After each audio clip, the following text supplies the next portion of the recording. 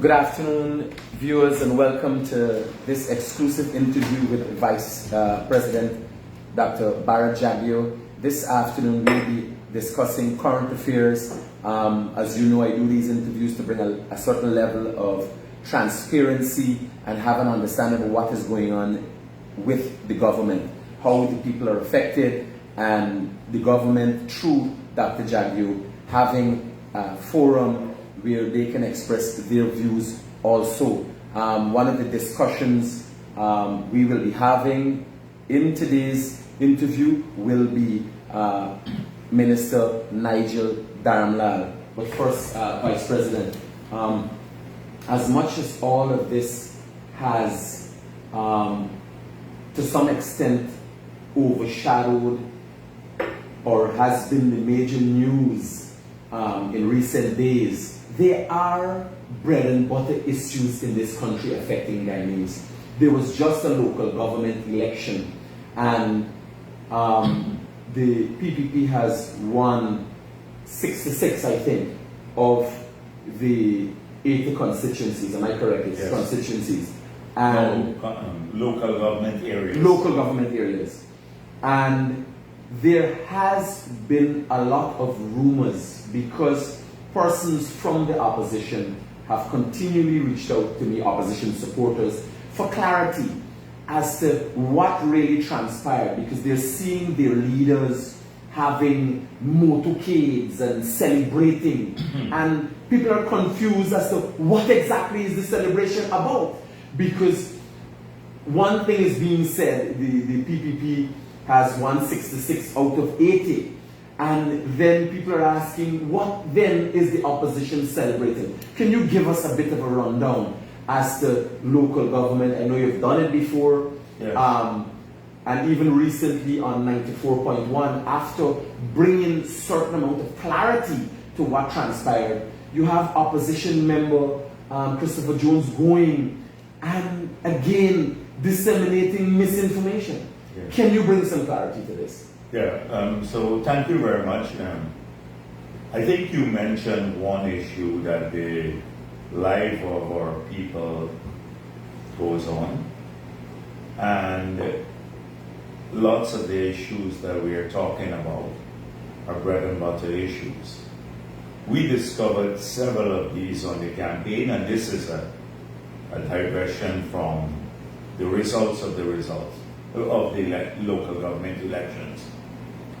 So when we were campaigning in different parts of the country, we discovered several issues. And I want to assure the people who are looking at your program that the concerns raised with us, although we were in the middle of a campaign, concerns raised with us, although we were in the middle of a campaign,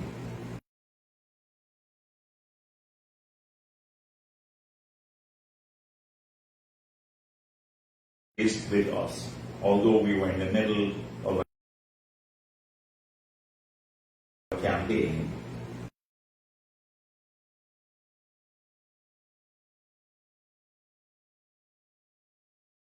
Is with us, although we were in the middle of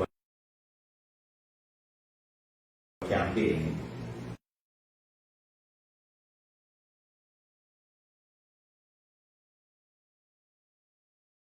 With us, although we were in the middle of a campaign.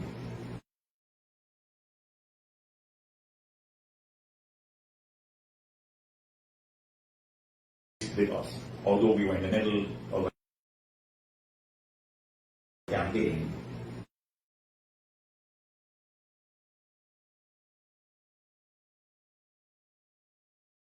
With us, although we were in the middle of a campaign.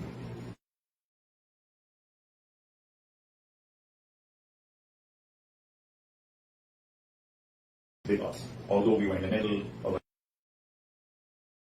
campaign.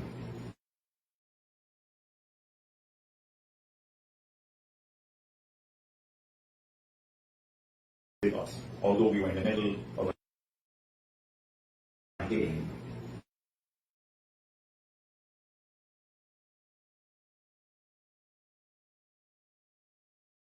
us, although we were in the middle of a campaign.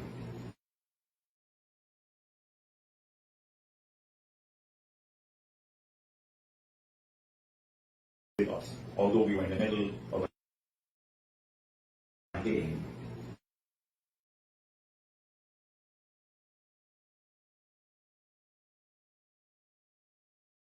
Us, although we were in the middle of a campaign.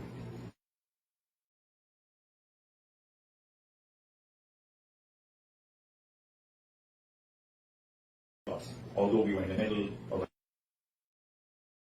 campaign.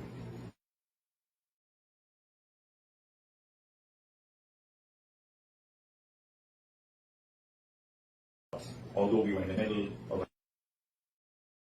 campaign.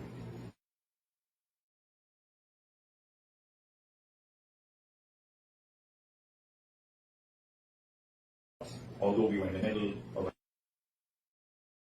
campaign.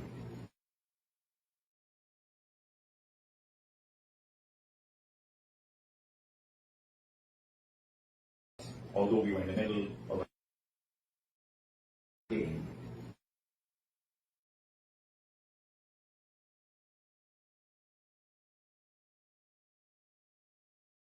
Although we were in the middle of a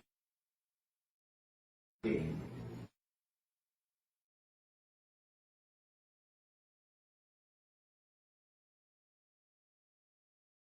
Although we were in the middle of a campaign.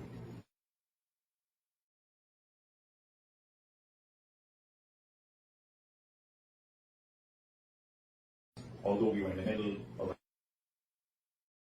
campaign.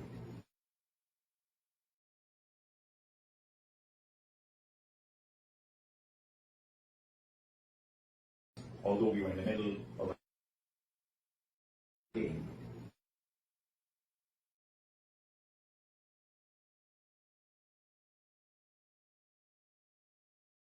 Although we were in the middle of a campaign.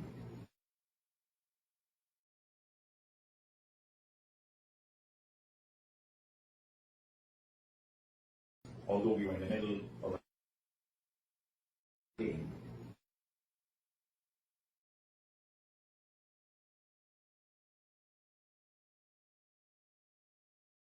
Although we were in the middle of a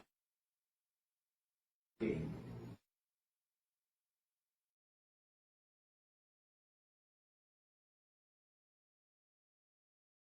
Although we were in the middle of a campaign. Local government areas that are contesting. So that sounds like a big victory to me. In 2018, it was 53 of those areas. We now won 66 of the areas. We won over 900 of the 1,220 seats being contested. That's 75% of all the seats across the whole country. We won. That is supposed to be a definition of a landslide. A landslide. In the areas we did not win, the local government bodies that APNU won in, and there are 14 of those, we won. Like in one, the popular vote cut BHARRAT. More people voted for us in that area, but they won because actually they didn't win. The constituency is tied and they'll pull a lot now.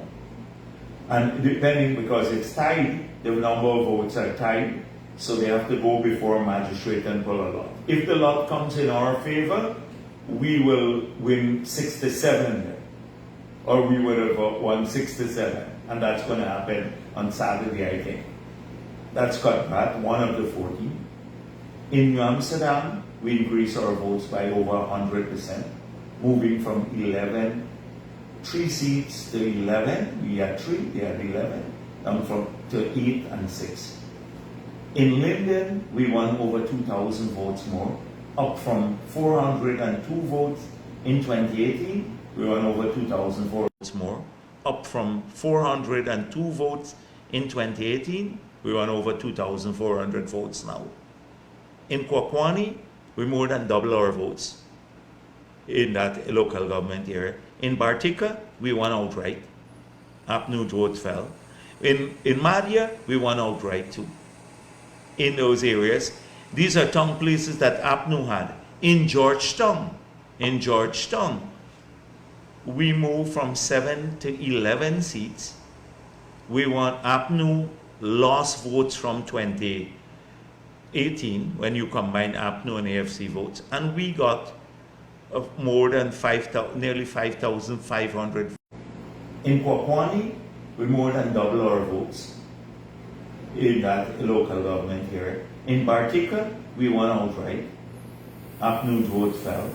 In Madia, we won outright too. In those areas, these are town places that Apnu had. In Georgetown,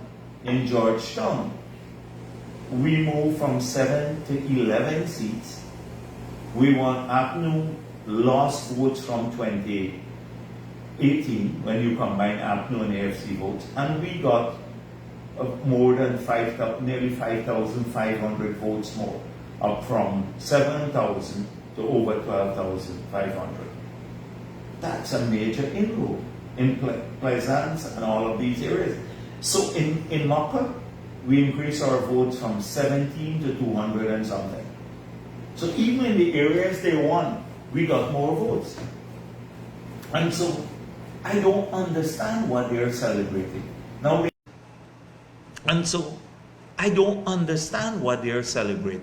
Now they're helped along by some of the people in the media, like Stabrook News and the Gordon Mosley and the others. Oh, Apnu staved off the PPP in Georgetown.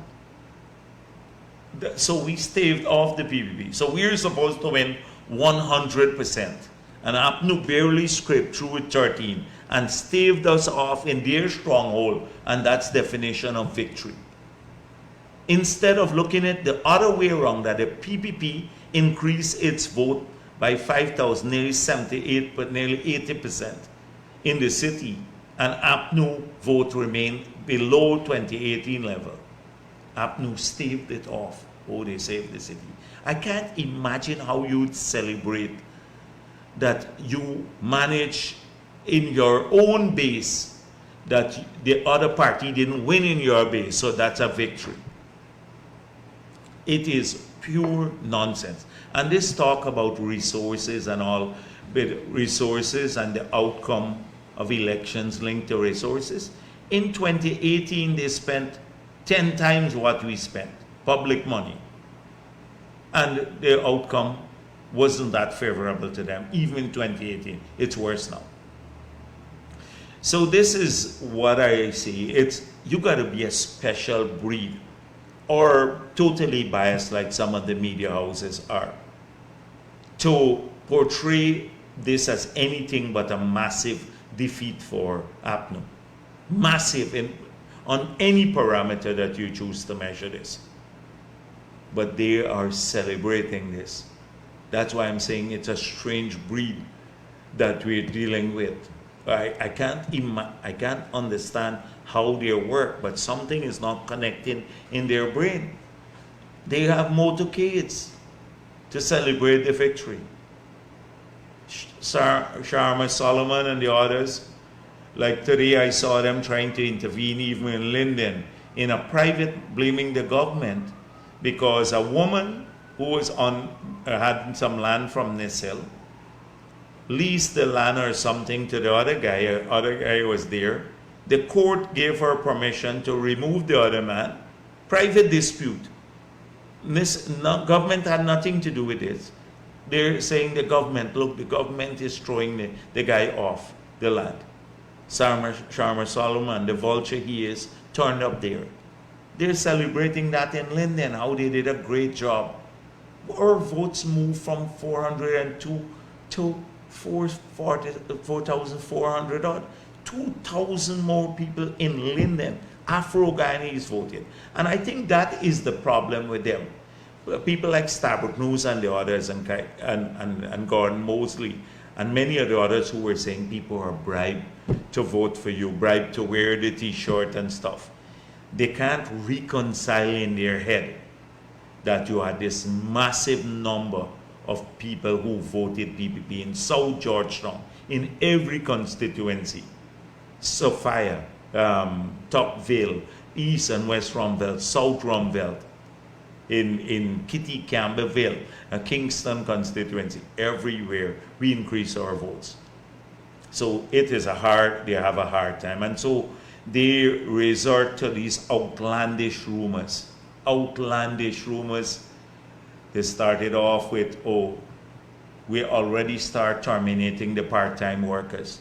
We plan not to terminate any part-time worker, but to increase the numbers that we've hired, because we've had a greater demand for it. So they're telling people in Linden, as soon as the elections are over, they will terminate your part-time job.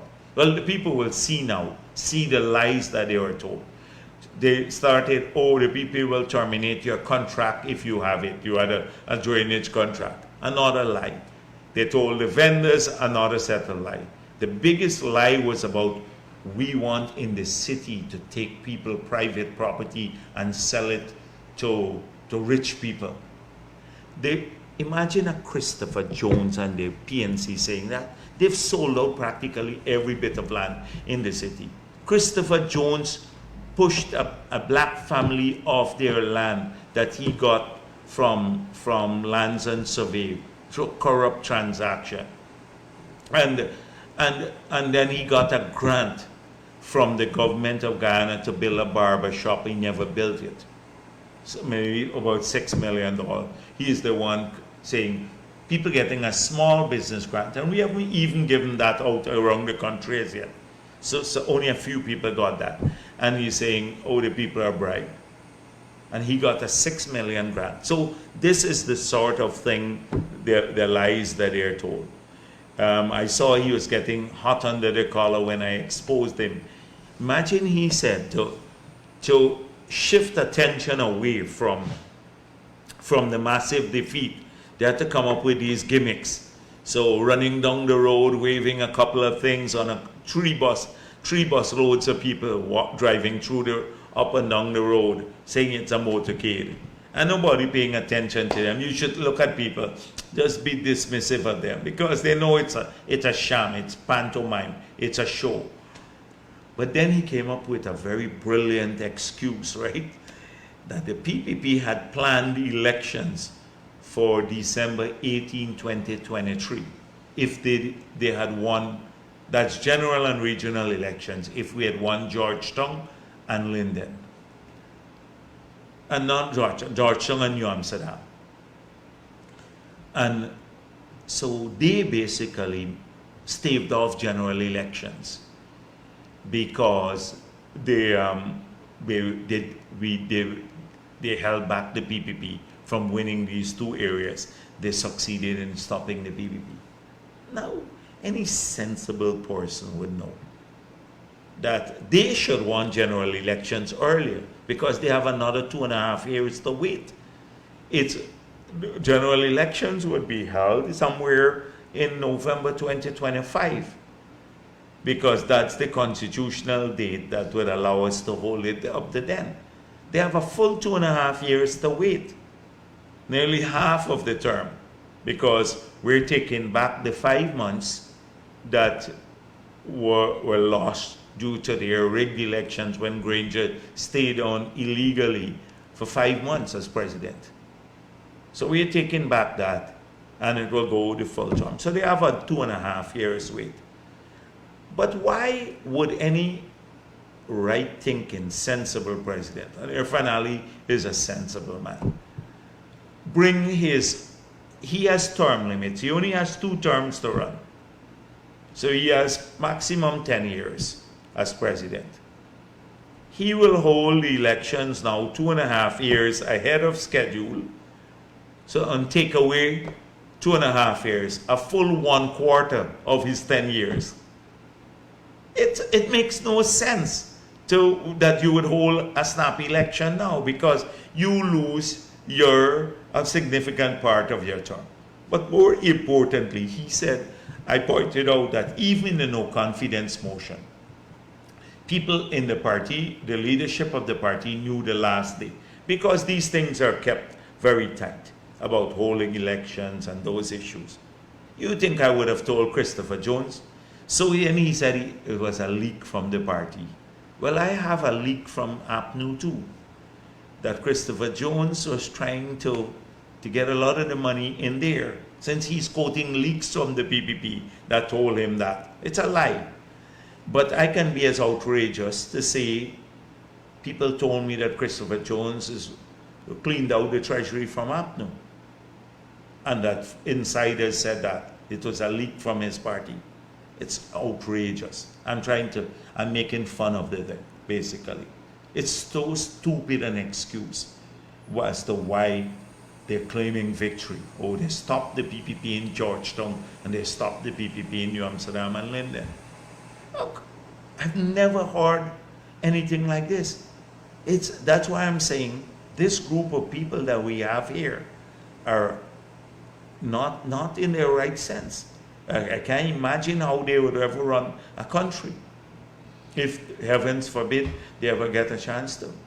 Dr. Jagdeo, sometimes these things are small and seen as irrelevant, but leader of the AFC, Kemraj Ramjatan, was not heard or seen before the elections. He has since arisen and in a local group where a lot of politicians and so are in Guyana Forum, is spreading misinformation. Recently, there was a document relating to the island gas was put in the forum, and he tried to present himself as someone to give an explanation. It caused quite a bit of confusion among the professionals. I don't know if it was brought to your attention, but it's sad how politicians are totally unaware of what is going on and the context in which they should be speaking.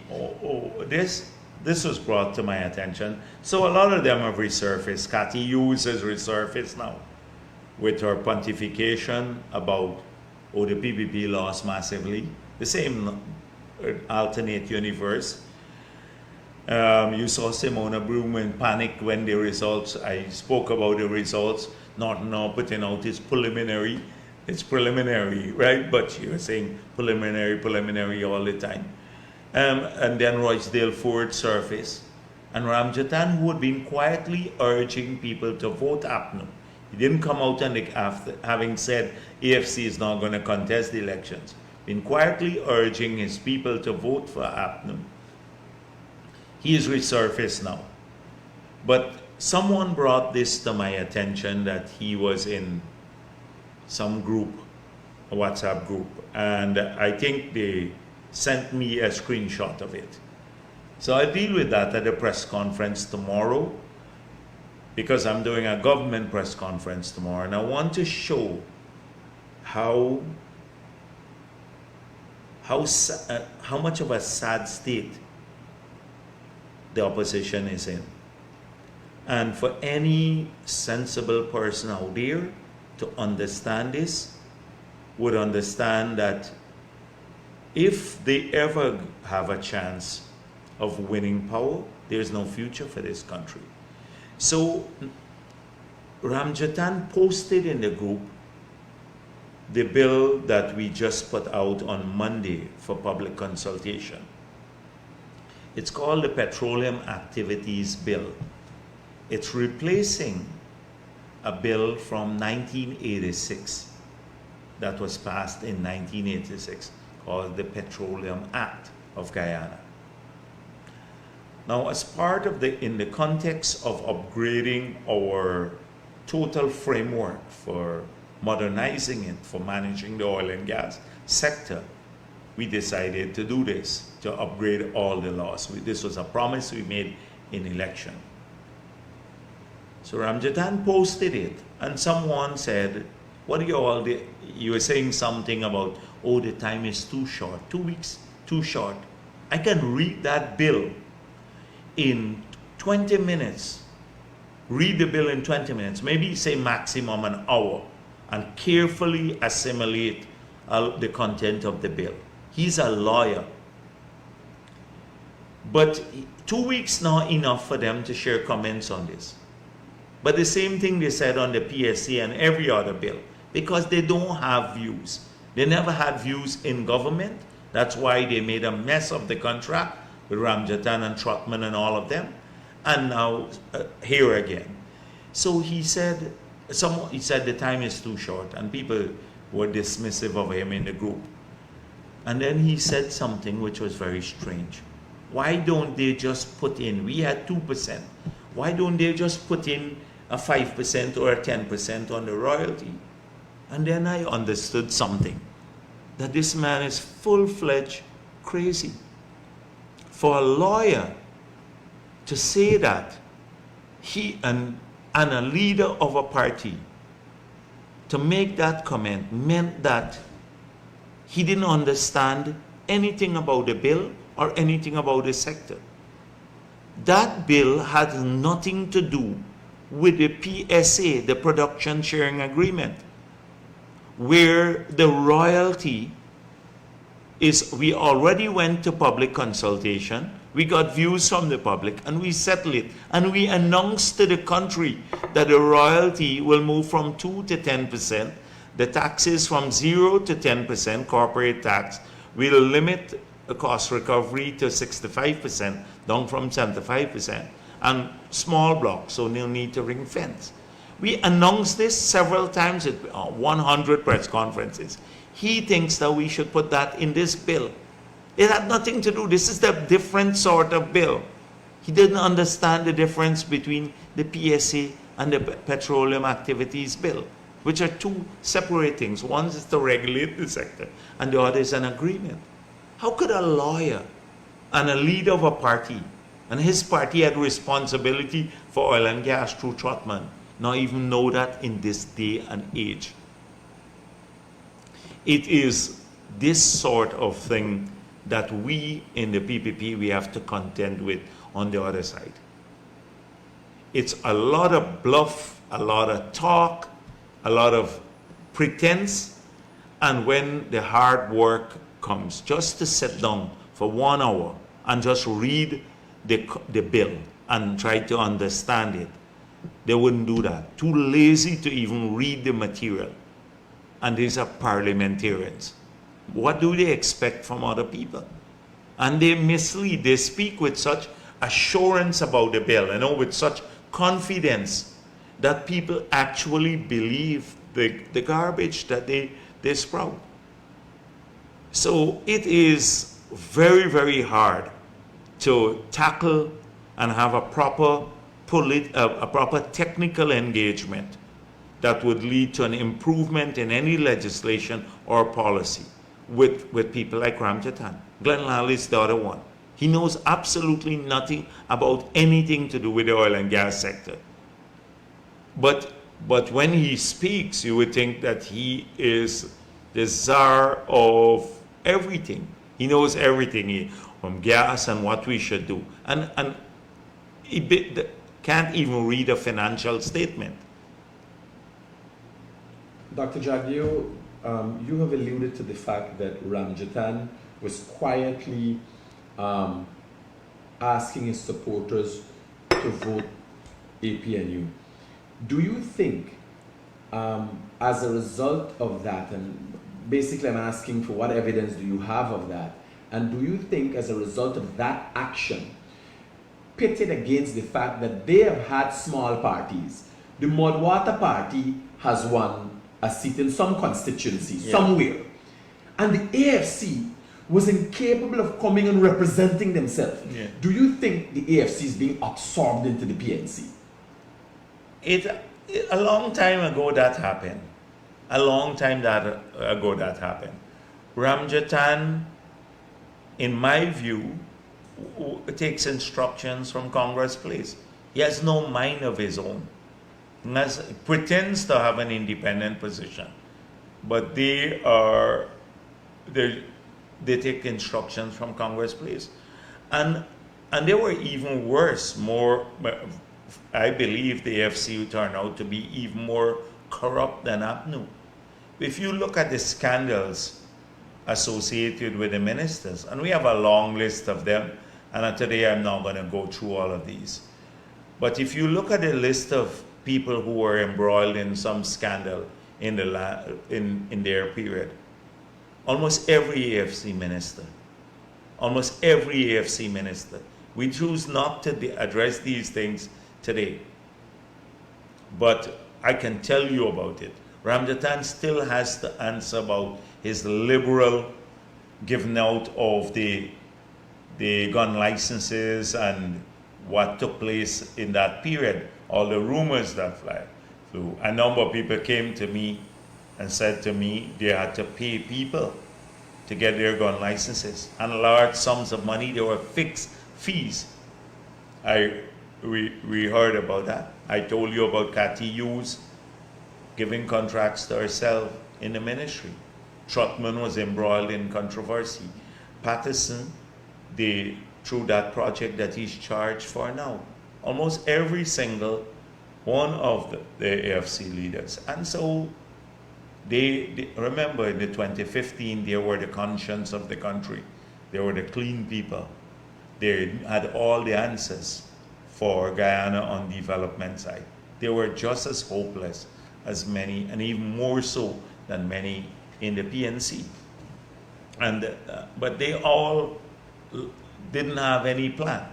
You recall the famous plans that they had. Nothing happened. Taxing people, collecting more money, doing pepper sauce and plantain chips. And well, I'm not going to criticize breadfruit chips. I never do that. I love breadfruit chips.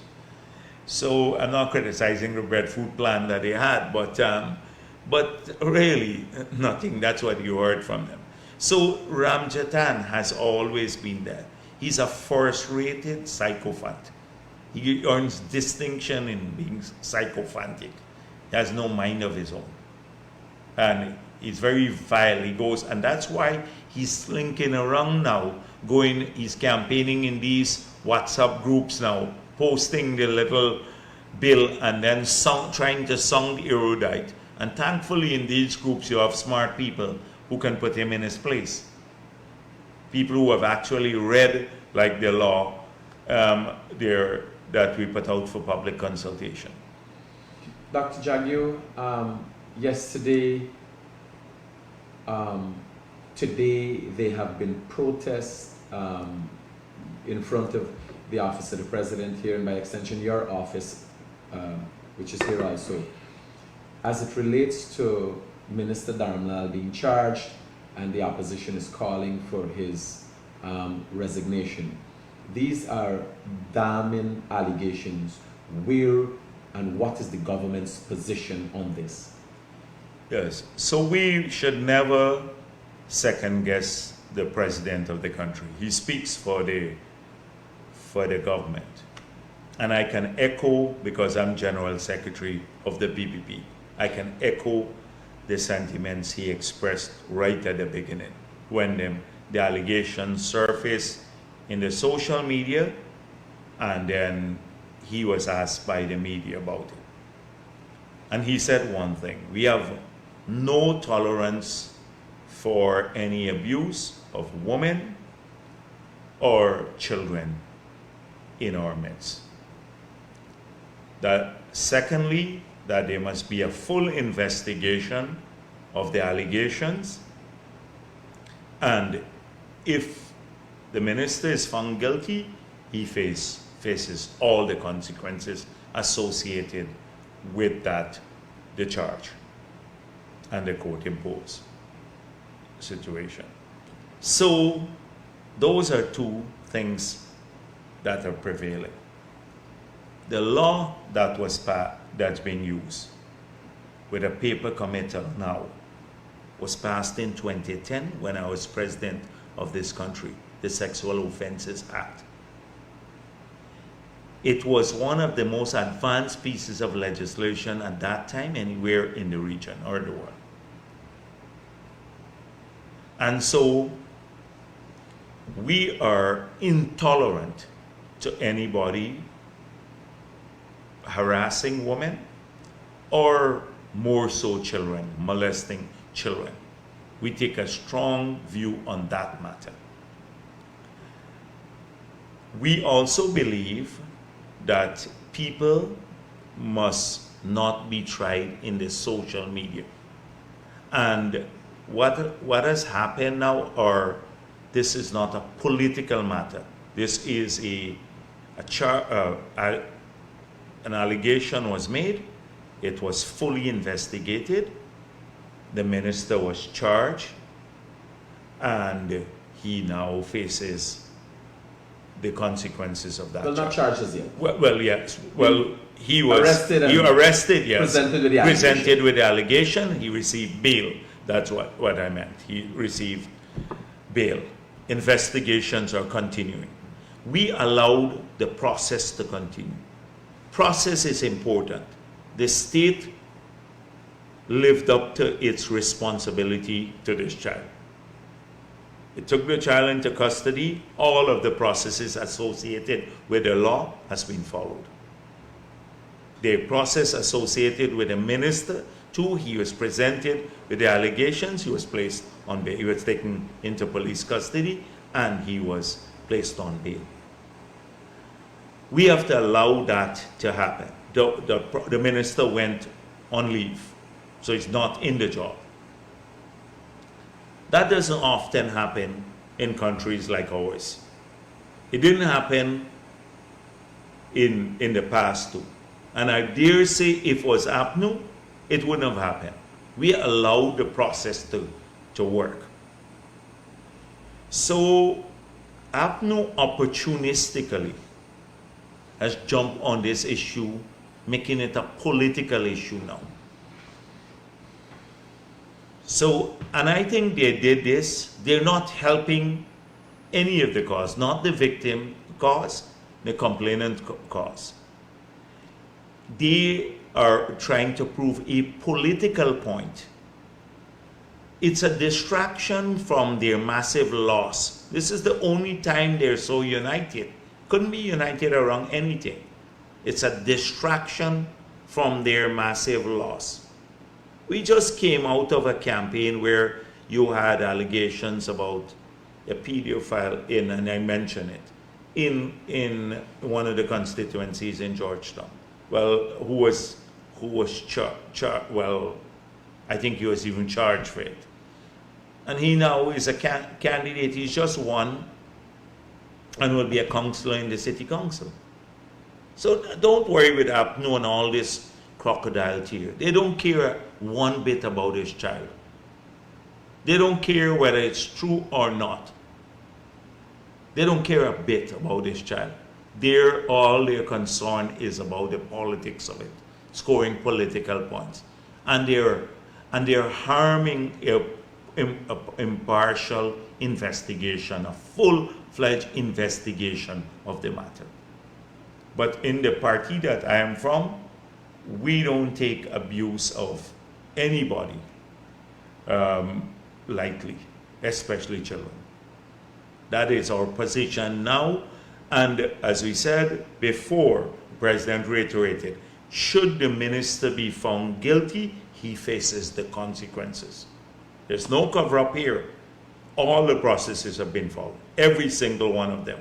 You have a lot of wild speculations out there, about, the minister, that people are compromising the child, intimidating the child, all kinds of speculation out there. I would say to the people of this country, you examine from the time the allegations have been made, the position given by the president, and the process outlined in the act has been followed with no exception, because he's a minister. Because he's a minister. I can almost put my head on the block that had this happened under APNU, you wouldn't have had red thread protesting. You wouldn't have had anything else. And the minister wouldn't have even had to go to the police station. But we made sure that every element of the law was followed. Now, that is where it is at this point in time. But I think they're using this too as a distraction. As I said before, I don't think they have the child's interest at heart. I think they're using this as a distraction. They want to move away quickly from the local government results. And Norton is cleverly using this too, because he had faced a leadership challenge. Before the elections, they were gunning for him. And then after the elections, more so. So he's using this now to say he can mobilize to basically avoid the leadership challenge that will come, to reconsolidate his position as the head of the PNC. Dr. Jagdeo, as a result of the deliberate attempts by the opposition to politicize what is just a sad situation, very Yes. unfortunate, and a victim who needs justice if that's what's needed. In the attempt to politicize it, do you see any negative effects on your government as a result of this? People have to understand that our government, if you look at all that we've done, we work hard to ensure that our children get a better education, they get more resources on the state, they get a better schooling, they're better taken care of, that women have grown. Just I pointed out, of the 14,000 or so people we had, nearly maybe 11,000 are women through the part-time program. We have, as we said before, we've strengthened the laws. That law was passed in 2010, modern legislation. So in the government and the party, women and children are very important for our future. Can we say that we don't want to be premature by saying anyone is guilty, but can we answer for every single individual in the party or in the government? The party cannot basically give put our neck on the block for anyone. That is why a fair, independent investigation has been done now. Blossom Inc. got involved. I don't know how, because I saw their reports in the public domain that I thought was supposed to be private. I see social media commentators using their report and content of the report. I thought all of these things were private. The child care got involved in this case, and investigation has to be done, a proper investigation. We're not putting our neck on the block for anyone. We're not taking sides, but we don't want also a member of the party to be, or the government to be lynched by a mob of social media commentators who are often hostile to the PPP or the opposition, because the opposition has already for a long time had it gunning for Nigel Darmlal. You know that historically. So whilst we don't know what the investigations would show, we hope that that the allegations are not true. We hope so. But if they turn out to be true when the investigation is done, then he has to face the consequences. If we are as clear as that, he has to face the consequences.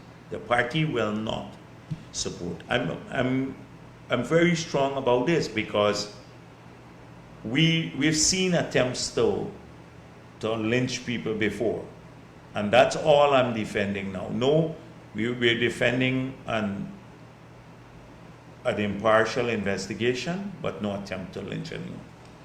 Dr. Jagdeo, the main fact that you're using the term lynching and you're saying there's need for an impartial investigation, there's obviously have been some lapses, and with the result that the opposition has been politicizing this.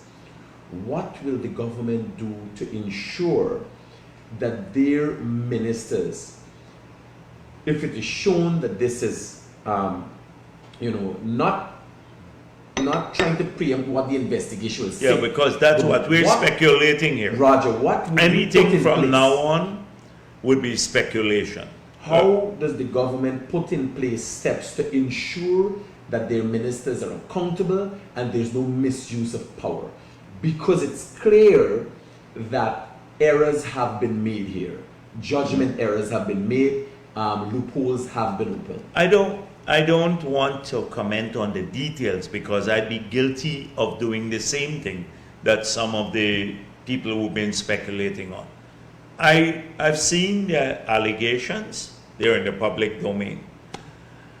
I've seen the reports that the Blossom Inc. was involved, an NGO, that the child care was involved, that the police got involved in the matter, that the minister was taken to the police station and he received bail, that the investigations are ongoing. That's what I know, just as like any citizen of the country. That is, I don't want to speculate because I don't want it to seem I'm in support of the minister here or the child. I'm in support of the truth. Whatever is the truth in this matter, that is what should come to light. And if the truth is that he did it, he must face the consequences. And if he did not, then he should not be lynched.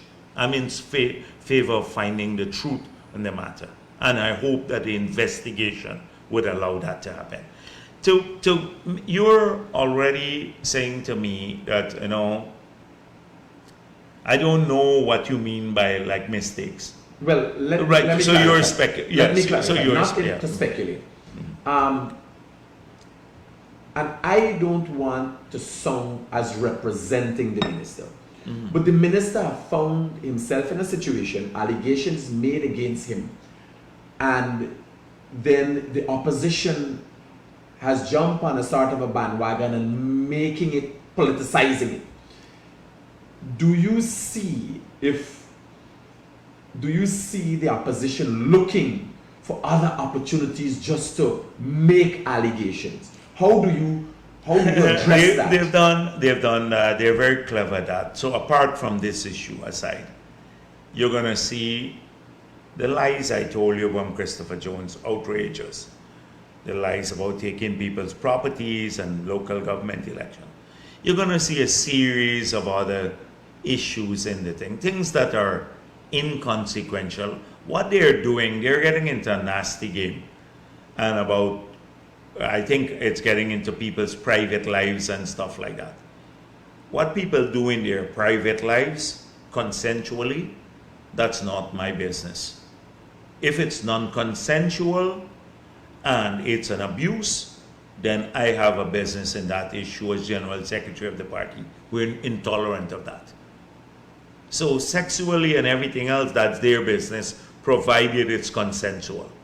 That is our position as a party. We don't peep into people's bedrooms every day, but we make sure but if anything comes to light where there is an abuse of position or power to steer people in that particular direction or abuse women and children, then we are intolerant to that.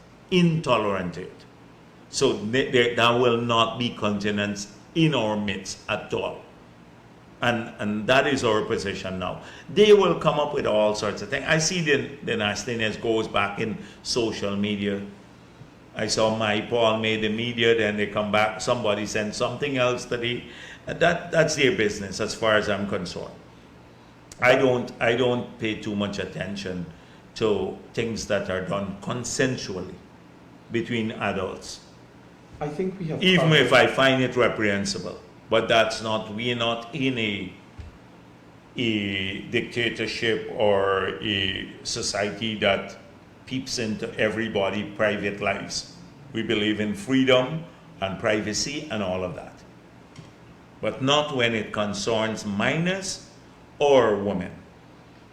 In light of the fact that there's an ongoing investigation, I think we've covered and you've brought... Yes, I'm very careful. I'm trying to measure my words because whatever we say here could be misinterpreted as though we're trying to Might obviously be right, misinterpreted go tomorrow one morning way, in Kaicho and News. yes, Kaicho News, well, Kaicho News misinterprets everything. Most likely Right, tomorrow morning. but where we are on these matters. So that's why I'm very cautious about it. I don't want to sound like we're in favor of one party versus another. I'm in favor of finding the truth of the matter. So I want to close on that.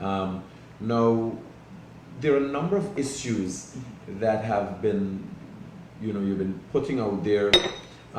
Where are we with the Marriott? There was a large Okay. bidder. Where are we with the gas to shore? Okay. Can Guyanese have an understanding of what's going on? So we've had to refocus now a lot because some of our time was spent on the campaign. So again, I want to assure the people that all the campaign promises made by the PPP, we stand behind them.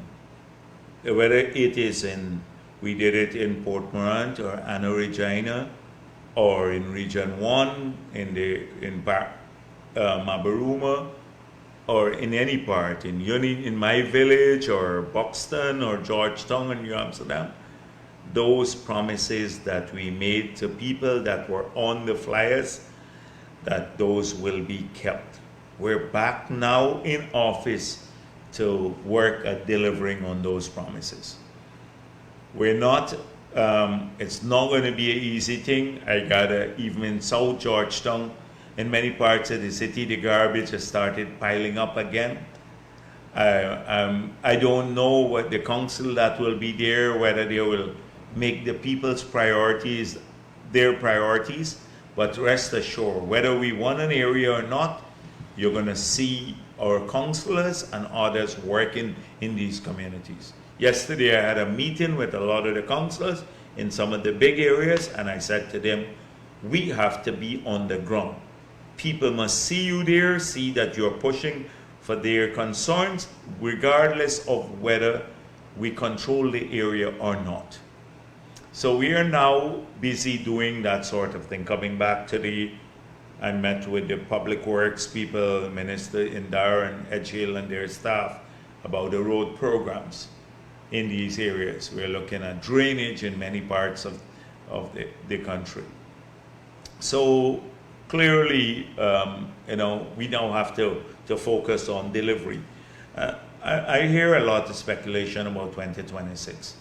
But what is APNU going to offer in 2026? What is APNU, 2025 rather, the national elections? They right now, how are they going to win in 2025? You just had a trouncing, even in your strongholds. How are they going to win?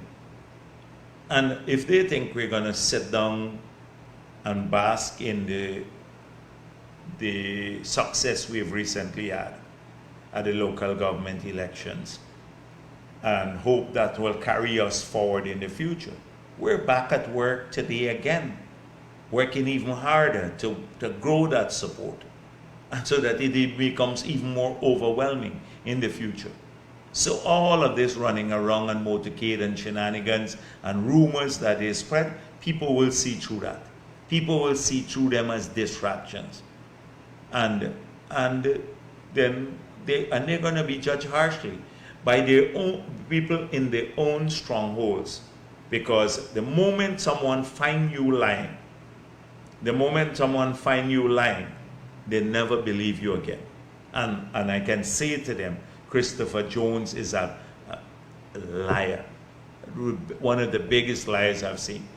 People like Norton and Maipal and all of the others, I've never seen people tell so many outrageous lies to their own supporters.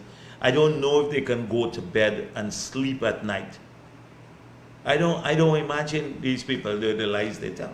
Dr. Jagdeo, on that specific point, you've had a number of people, you have been able to, however you've done it, get a number of people to cross over from APNU and councillors and so on, to the likes of Patricia Chase Green, Malcolm Ferreira, the madam who's been attacked in Berbice. Yeah, Barbara Pilgrim. Miss Pilgrim and so on.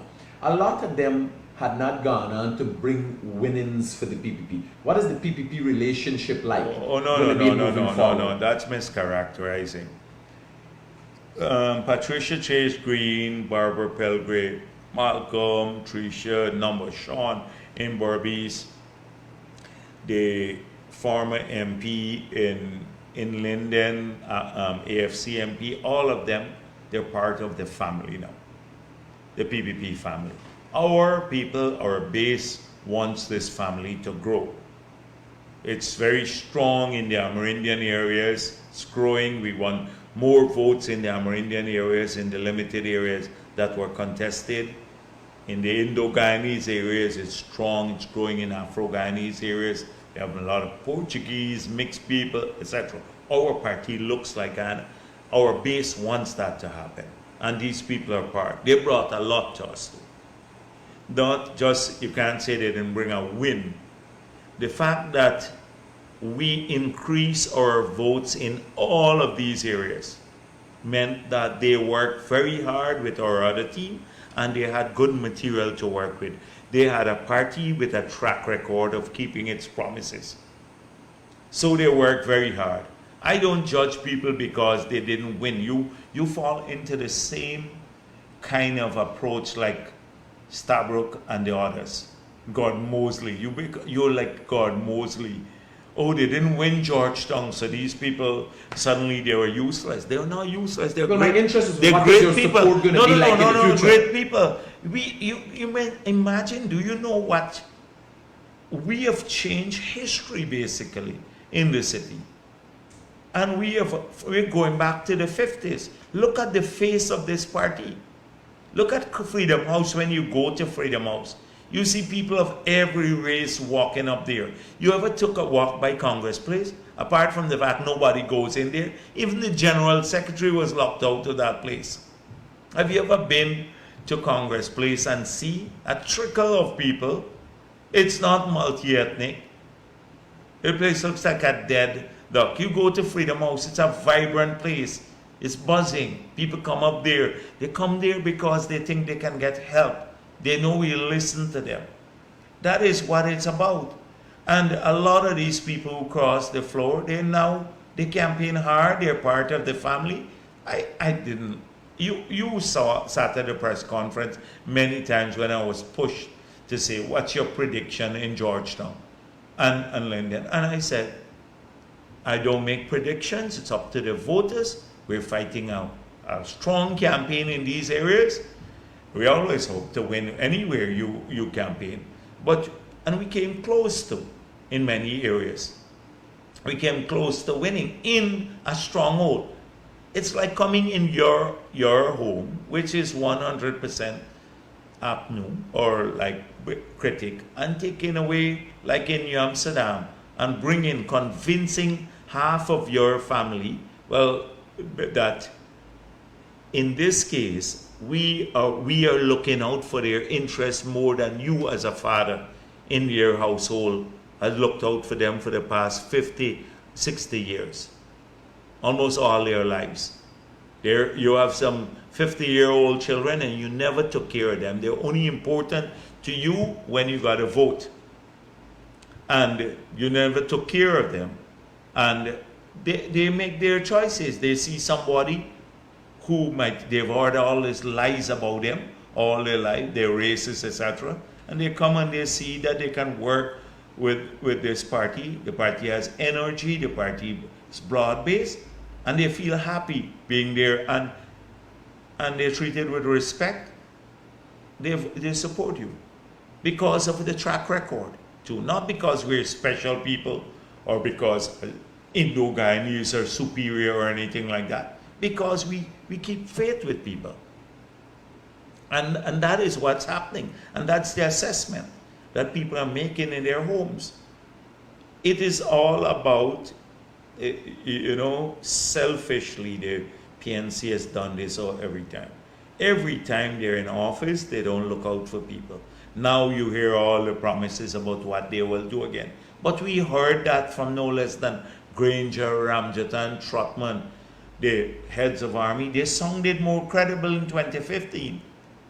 more believable, and yet they did zero. You think an Amanza Walton, who was looking out for her own interests, she and her family got 3 plots of land. The Figueroas, the others who were taking land for them, you think they got any intention of helping you anywhere? Sharma Solomon, ask him now that some people voted for them in Linden, whether anything in the town council, if they're going to get a job or a contract or anything else. If there is anything that benefits there, it will go directly to them, not to ordinary people. Can we touch a little bit on the Marriott and the oil and gas? Oh yes, the Marriott. As I said, we're getting back to the details now. So, I guess the head of the NISIL, he's out, I'm told. So we are waiting for the assessment to be done, completed, of the 2 bids, because you have to look at the details of the bid now. And then I guess once those are done, then you start the negotiations. Oil and gas. And oil and gas, I give an update tomorrow. Yes, a press conference. We've had some setback on the sand because they need a lot of sand and stuff like that. We just came out of a meeting dealing with that. I just came from a meeting with everyone around the table, including the president, about making sure that the project remains on track. So there are lots of things. But thank you very much for this afternoon. I have to rush go off now, but we need to make sure that people have all the information. I just wish that this country and more people made decisions based on information. And I don't know how we're going to get it over to people that these lies, that they just harm you. Because if you believe that, you'll believe anything. It is a strange thing for me. So maybe we'll think a bit more about that and come back to it. I hope that the people in social media, those who are looking at us, they help. This is a national task to expose the lies. Dr. Jagdeo, I want to thank you for this opportunity, always affording us the opportunity, and my viewers, and by extension Guyanese, an insight and in-depth into the government's operations, a level of transparency that was never afforded to Guyanese before in this country. Never. It's unprecedented. So I want to thank you for that opportunity. Sure. And I want to thank the viewers.